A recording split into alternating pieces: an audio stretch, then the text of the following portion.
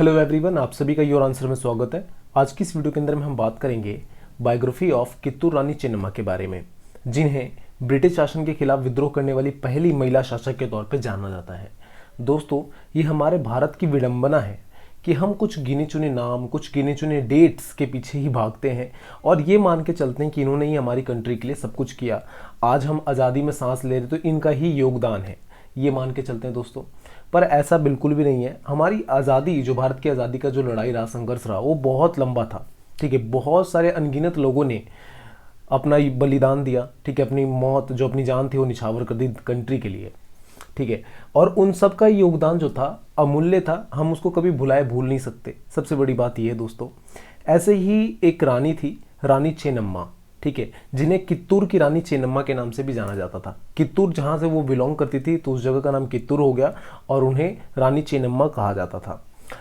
जब 1857 में जो विद्रोह हुआ, जिसे हम प्रथम आज़ादी का विद्रोह के तौर पे देखते हैं, जहाँ पे अंग्रेजों की पूरी नींव हिल गई थी। ठीक है, जो ईस्ट इंडिया कंपनी थी, जो भारत को शासन करती थी, भारत को रेगुलेट करती थी, ठीक है, उसको वापस इंग्लैंड जाना पड़ा था और भारत में 1857 के बाद से रानी का शासन लागू हो गया था। ठीक है, तो 1857 का विद्रोह इतना बड़ा था कि पूरी अंग्रेजों की नींव हिल गई थी और उन्हें वापस भारत से जाना पड़ा था और रानी का शासन भारत में लागू करना पड़ा था।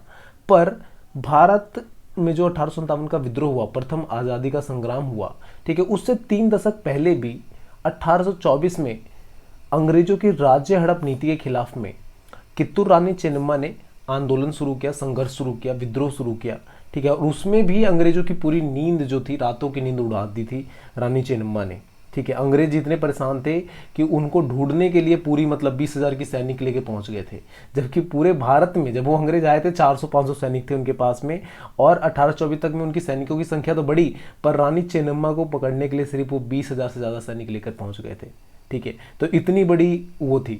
और 1857 का जो विद्रोह भी आप पढ़ोगे सही से ना, तो अंग्रेजों के पास 20,000 के सैनिक प्रॉपर नहीं थे, पर रानी चेन्नम्मा के लिए 20,000 के सैनिक लेकर आए थे। तो बहुत बड़ी अपने आप में ही हस्ती है। ठीक है, और आज भी जो कित्तूर है, वहाँ पे बड़े हर्षोल्लास से रानी चेन्नम्मा के जीत को, विजय को सेलिब्रेट किया जाता है।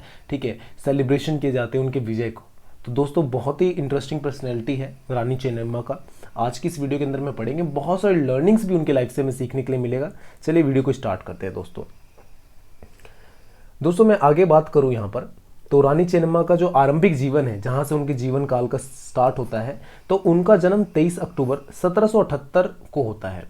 तो उनका जो जन्म होता है काकतीय राजवंश के अंदर में होता है, जो कर्नाटक राज्य के बेलगावी जिले के काकतीय ग्राम के अंदर में पड़ता है।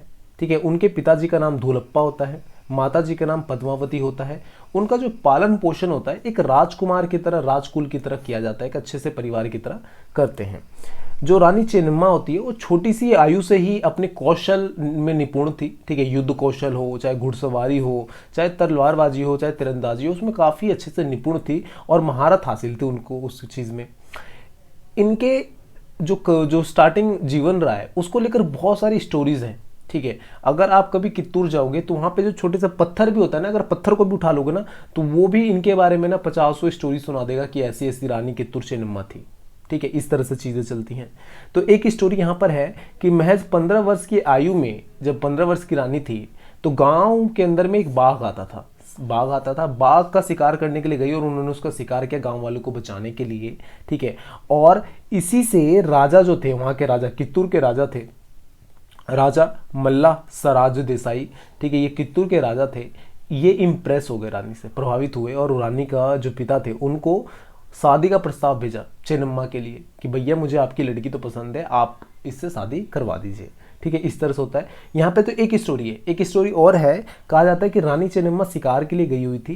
ठीक है, यही बाघ के शिकार के लिए, थोड़ा सा घुमाकर बोला गया है। तो कहा जाता है रानी चेन्नम्मा शिकार के लिए गई हुई थी बाघ के, और राजा भी वहाँ पे बाघ के शिकार के लिए आए थे। दोनों ने अपने तीर चलाते हैं। ठीक है, और जब बाघ जो होता है, बाघ को तीर लग जाता है, तो दोनों में वाद विवाद होता है, आपस में बहस करते हैं कि भैया ये बाघ को मारा किसने। तो रानी चेन्नम्मा दावे से कहती है कि ये जो तीर है वो मेरा है, मेरा तीर लगा है उसे पहले, तो मैंने मारा है बाघ को।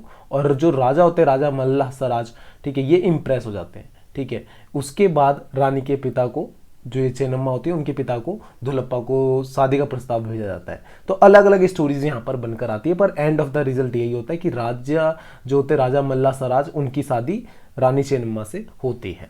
ठीक है, अब विवाह का प्रस्ताव स्वीकार होता है, उसके बाद ही जो चेन्नम्मा होती है उसके बाद विवाह करते ही कित्तूर की रानी चेन्नम्मा बन जाती है। और कुछ समय बाद, विवाह के कुछ समय बाद एक पुत्र उनका पैदा होता है जिसका नाम रुद्र सराज रखा जाता है। ठीक है, रुद्र सराज के नाम से उनका बच्चा जाना जाता है। आगे मैं बात करूं दोस्तों, तो यहां से ईस्ट इंडिया कंपनी का एंट्री हो जाती है। ठीक है, ईस्ट इंडिया कंपनी तो मतलब पहले ही आ चुकी थी, पर अब ईस्ट इंडिया कंपनी की यहाँ पे हम बात क्यों कर रहे हैं, ठीक है, रानी चेन्नम्मा के अंदर में। तो दोस्तों ईस्ट इंडिया कंपनी राज्य को हड़पना चाहती थी। जो भी भारतीय शासन व्यवस्था था, जो में मतलब अलग अलग राजतंत्र थे, छोटे छोटे राजवाड़े थे, उनको हड़पने की कोशिश कर रही थी। आपने पढ़ा होगा कि 1947 में जब हमारा देश आजाद हुआ तो 565 राजवाड़े हमारे पास टोटल थे, मतलब छोटे छोटे टुकड़ों में। भारत टोटल 565 टुकड़ों में बटा हुआ था। ठीक है, तो राजवाड़े मतलब वहां का पर्टिकुलर एक राजा। ठीक है, तो जो ईस्ट इंडिया कंपनी थी उन राजवाड़े को हड़पना चाहती थी, एक एक करके अपने अंदर में कर रही थी, अपने अंदर में विलय कर रही थी ईस्ट इंडिया कंपनी के अंदर में। ठीक है, तो उन्होंने विलय करने के लिए एक लॉ लाया, कानून लाया। कानून क्या लाया कि कानून का नाम रखा गया डॉक्ट्राइन ऑफ लैप्स। ठीक है, ये नाम से इस तरह का कानून लाया गया, जिसकी हिंदी में मतलब होता है भारतीय राज्यों को हड़पने की नीति। ठीक है, अब उसमें इन्होंने क्या देखा, पहले सबसे पहले इस कानून को लाने से पहले क्या हुआ इंसिडेंट, उसके बारे में बात करें। तो इन्होंने देखा कि यार भारत के अंदर में क्या होता है कि जैसे ही एक राजा की मृत्यु होती है या राजा मरता है कहीं पे भी, ठीक है, या फिर वो रिटायर होता है, तो उसके बाद जस्ट दूसरा राजा आ जाता है। राजा, दूसरा राजा कौन होता है, उसका बेटा होता है, उसका सन हो गया। ठीक है, इस तरह से होता है। जैसे ही राजा मरा उसका बेटा राजा बन जाता है, या फिर कई बार होता था बेटा ही मारकर बाप को राजा बन गया। तो इस तरह से चीजें चलती थी। तो अब अंग्रेजों ने देखा कि इस तरह से तो कभी उस शासन का अंत ही नहीं होगा, पर उन्होंने देखा था विदेशों के अंदर में क्या होता था कि इस तरह की व्यवस्था बहुत कम थी।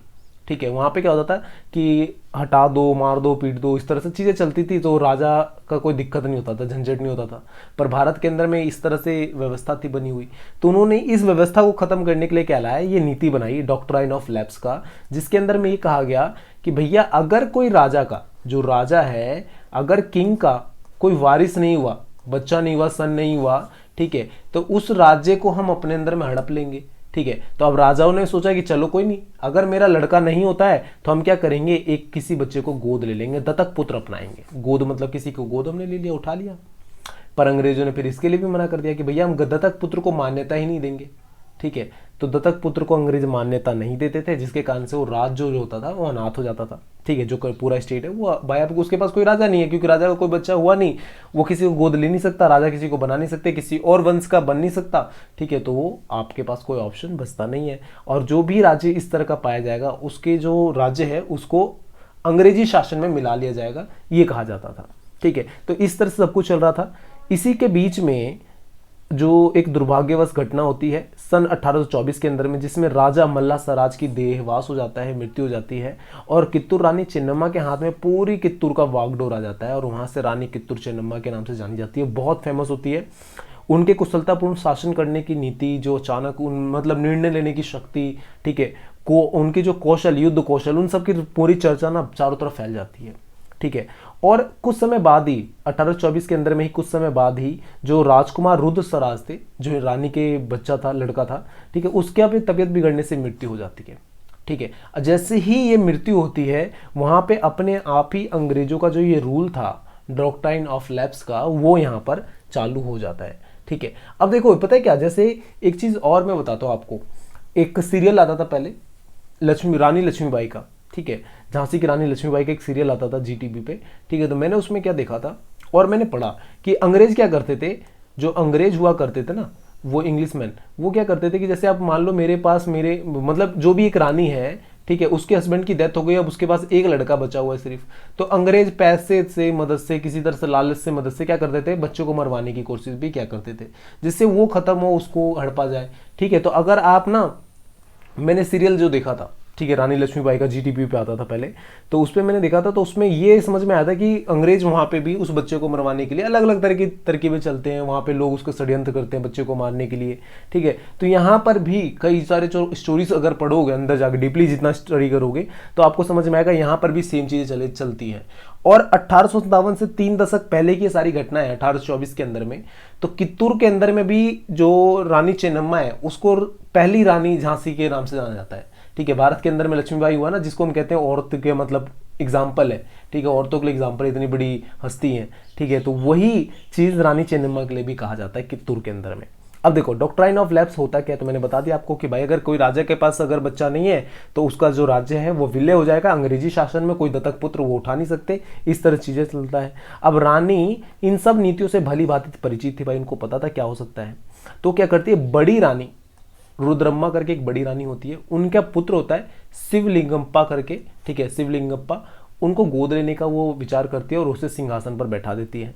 पर जो अंग्रेज होते हैं वो इस बात को मानते नहीं है, और वहाँ के अंग्रेज जो होते हैं उस समय लॉर्ड एल्फिनेस्टन, ठीक है, वो क्या करते हैं, दत्तक पुत्र को मान्यता ही नहीं देते कि भैया हम इस शिवलिंगप्पा को राजा की मान्यता नहीं देंगे, और इनकार कर देते हैं।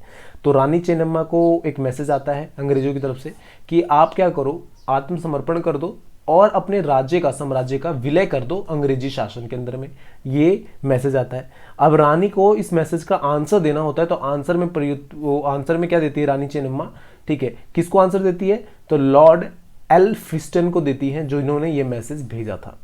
ठीक है, और वो कहती है कि भाई देखो, मेरे शरीर में एक एक बूंद रहेगा ना जब तक खून का, जब तक तो ये राज्य आपको मिलेगा नहीं। आप इस साम्राज्य को अंग्रेजी दास की तरह जकड़ नहीं सकते, अपनी बेड़ियों में जकड़ नहीं सकते, ये भूल जाओ। दूसरी चीज ये कि इस राज्य का उत्तराधिकारी कौन होगा, ठीक है, कौन अगला राजा बनेगा, ये राज्य का आंतरिक विषय है, आपको उसके अंदर में दखलंदाजी करने की जरूरत नहीं है, हस्तक्षेप करने की जरूरत नहीं है, ये कह देता है। अब इतना सुनने के बाद ना जो अंग्रेज होता है लॉर्ड एल्फिस्टन, उसकी तो ऐसी तैसी हो जाती है, वो पूरा जल जाता है कि यार ऐसे कैसे बोल सकता है मुझे, ये वो पूरा एकदम ना हो जाता है उस तरह से। आगे फिर क्या होता है, हमला होता है कित्तूर पर। अब देखो 23 सितंबर 1824 पे अंग्रेज क्या होते हैं, सेना लेकर कित्तूर के किले के बाहर आ जाते हैं और पड़ाव डाल देते हैं, भैया अब तो हम हमला करेंगे। पर अंग्रेज कभी भी जब आते थे ना तो उनका शुरू से ही नीति रहा है, फूट डालो, राज करो वाली, मिलाओ इधर से उधर, चाल चपेट करने वाली नीति रही है।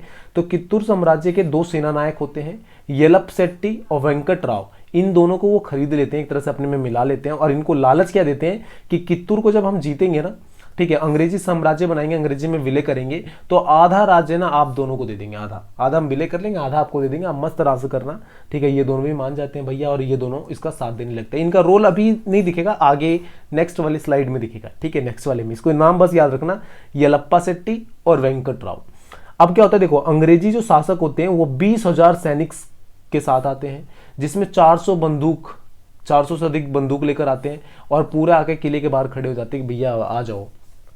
ठीक है, अब रानी चेन्नम्मा के पास उतनी बड़ी सैनिक तो नहीं होती है, पर वो पूरी तरह से तहस नहस कर देती है अंग्रेजों की सैनिकों की शक्ति को। ठीक है, युद्ध के अंदर में कई सारे अधिकारी को वो बंधक बनाती है। ठीक है, जिसमें 2 अधिकारी होते हैं, वटलर इलियट और स्वीटवेशन करके 2 अधिकारी होते हैं, अंग्रेजी अधिकारी होते हैं, इनको बंधक बना लिया जाता है। उसको छुड़ाने के लिए, ठीक है, चैपलिन, ठीक है, अंग्रेजी आयुक्त चैपलिन और मुंबई के गवर्नर दोनों जने आते हैं और डर कर चेन्नम्मा से युद्ध का विराम लगाने की बात करते हैं कि भैया अब तो युद्ध हो गई, गलती हो गई हमारी, छोड़ दो मुझे, बस ऐसा करके बोला जाता है।